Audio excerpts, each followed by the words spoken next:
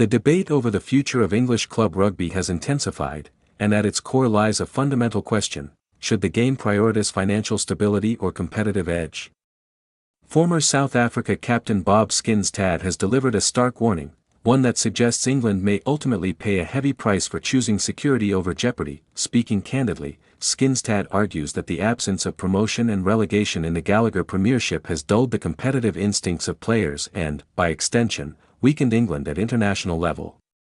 His critique is not merely theoretical, it is rooted in a broader decline in England's performances over recent years, both in the Six Nations Championship and beyond. The missing edge in English rugby. At the heart of Skinstad's argument is a simple but powerful idea: elite athletes thrive under pressure.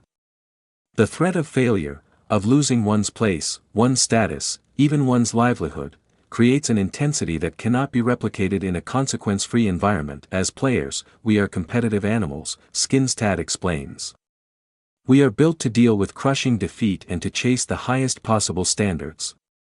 But if you are operating in an environment without promotion or relegation, where results ultimately do not threaten your position, that edge disappears. His criticism of what he describes as a comfortable domestic landscape is pointed. Without the looming threat of relegation, players may no longer experience the week-to-week urgency that sharpens performance. Matches lose their meaning, seasons drift, and standards can quietly erode. This is particularly concerning when considering the role of club rugby as a breeding ground for international success. If players are not being tested under genuine pressure at domestic level, how can they be expected to deliver in the unforgiving arena of Test rugby? A decline in results. The timing of England's domestic restructuring is difficult to ignore. The last time a club was relegated from the Premiership was in 2020, the same year England last lifted the Six Nations title. Since then, the national side's record has been inconsistent at best and alarming at worst.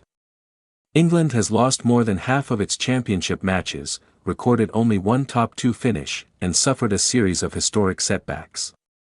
Among these are first-ever defeats to Italy and Fiji, as well as heavy home losses to Ireland and France. Even traditional dominance over Scotland has faded, with England losing 5 of their last 6 encounters. These results point to a deeper malaise. England, once considered one of the best resourced and most formidable rugby nations, now appears to be struggling to maintain its competitive edge. Skinstad sees a direct connection between these outcomes and the domestic environment. There's absolutely no jeopardy beneath Test level, he says. Players return to their clubs knowing that even if they lose every game, their place in the league is secure. That's extraordinary when you compare it to systems like France. The French contrast. Skinstad's perspective is informed not only by his playing career but also by his current role as a club owner in France's fiercely competitive second division. In French rugby, relegation is a constant threat, and promotion is a powerful motivator. The difference in intensity is stark. Clubs fight desperately to avoid dropping out of the top 14, while those in Pro D2 battle just as hard for a chance to rise. Every match carries weight, every point matters, and every player is acutely aware of what is at stake. This environment, Skinstad argues, produces tougher, more resilient players, individuals who are better prepared for the demands of international rugby. It also fosters a culture of accountability, where complacency is punished and excellence is rewarded. By contrast, England's move towards a closed, franchise-style system risks creating a league where too many matches lack significance. Without the fear of relegation or the hope of promotion, the emotional and psychological stakes are reduced. Financial reality versus sporting integrity. The decision to suspend relegation and move towards a franchise model was not taken lightly. English rugby has been grappling with severe financial challenges, and the figures are sobering. Premiership clubs collectively recorded significant losses in recent seasons, with mounting debt and several teams facing insolvency. The collapse of clubs like Worcester Warriors, Wasps, and London Irish highlighted the fragility of the professional game in England. In this context, the Rugby Football Union, RFU, opted for stability.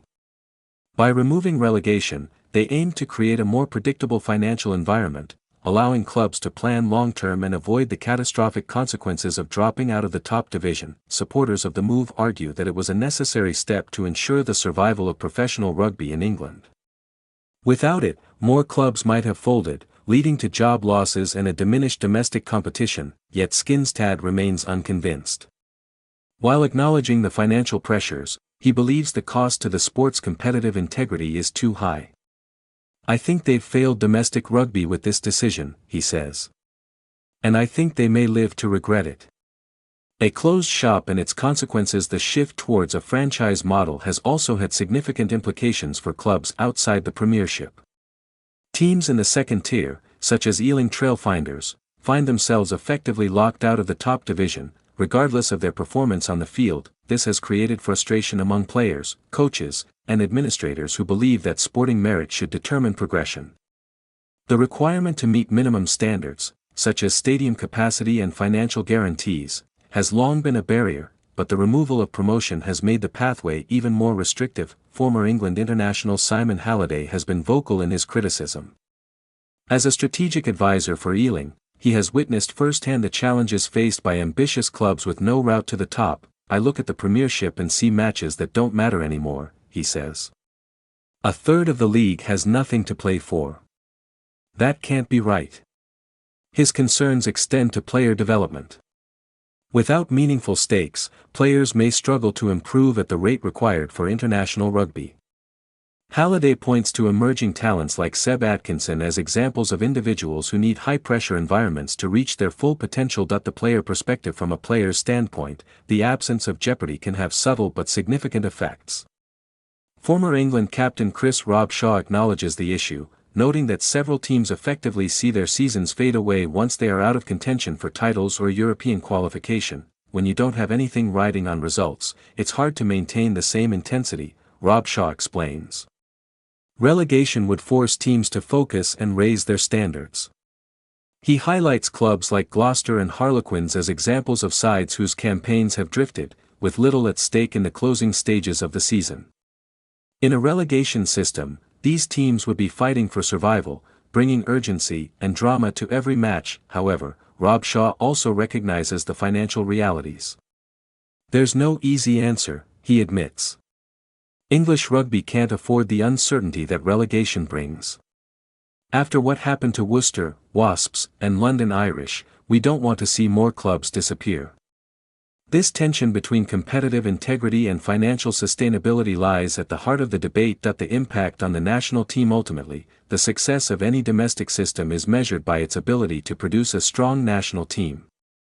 For England, recent performances suggest that something is not working. The lack of consistent high-level competition at club level may be contributing to a decline in intensity and resilience among players. When faced with the pressures of Test rugby, where every mistake is magnified and every moment matters, England has often struggled to match the intensity of its opponents. Skinstad's warning is clear: without jeopardy, players may not develop the toughness required for international success. The consequences could be long-lasting, affecting not only results but also the overall identity of English rugby. There is also a risk that England could fall further behind nations like France and Ireland, whose domestic systems continue to produce players capable of thriving under pressure. A question of priorities. The debate ultimately comes down to a fundamental choice: what does English rugby value most? On one hand, financial stability is essential. Without it, the professional game cannot survive. The losses incurred by Premiership clubs and the collapse of several teams underline the need for a sustainable model. The road ahead. The RFU's ongoing review into England's recent struggles may provide some answers, but it is unlikely to produce a simple solution. Balancing financial viability with competitive integrity is a complex challenge, one that requires careful consideration and innovative thinking.